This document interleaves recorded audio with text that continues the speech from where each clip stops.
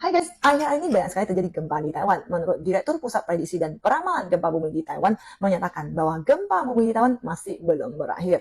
Saat ini Taiwan masih berada di puncak gempa. Perkiraan masih akan ada gempa bumi yang berskala besar yaitu 4-6 untuk sebagian daerah. Jikalau sudah berskala 4 ke atas itu pasti sudah mendapatkan informasi dari pemerintahan Taiwan.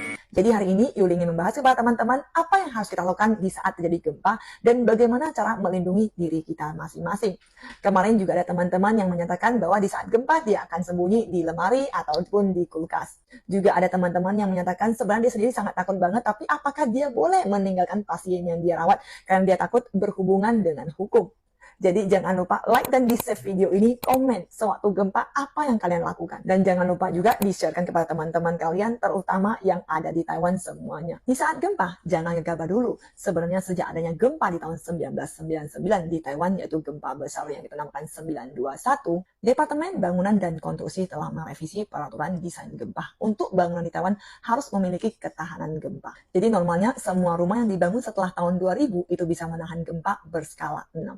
Di saat gempa, ingat jangan menggunakan lift, karena terkadang di saat gempa bisa terjadi mati listrik.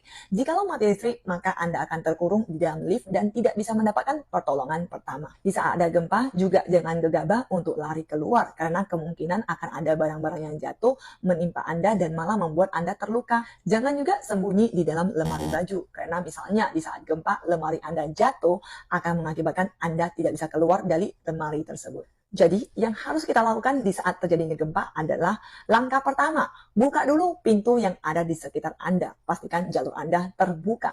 Kemudian, cari tempat yang aman untuk Anda sembunyi. Misalnya, cari tempat di bawah meja yang kokoh. Jikalau di samping Anda ada bantal atau selimut, Anda juga boleh gunakan untuk melindungi kepala Anda. Jikalau gempa terjadi di saat Anda berada di dapur sedang masak, jangan lupa matikan api dulu. Sewaktu adanya gempa, lindungi dulu diri Anda. Jikalau pasien Anda masih belum lumpuh, Anda boleh ajak dia untuk sembunyi di bawah meja. Tapi jikalau pasien Anda sudah lumpuh, lakukan dulu. Tenangkan diri dia, dan jikalau gempa masih besar, Anda harus mencari tempat yang aman untuk melindungi diri Anda sendiri. Tidak ada hukum di Taiwan yang menyatakan jikalau ada gempa besar karena PMI ingin melindungi diri dia sendiri, kemudian dia meninggalkan pasiennya dan dia akan didenda atau dipulangkan ataupun berhubungan dengan hukum. Jadi teman-teman tidak perlu takut, tidak ada hukum yang berkaitan. Karena di saat adanya bencana, otomatis melindungi diri sendiri dulu, baru Anda bisa melindungi orang lain. Semoga teman-teman Indonesia semuanya yang ada di Taiwan itu bisa terlindungi dan diberikan kesehatan. Oke? Bye-bye.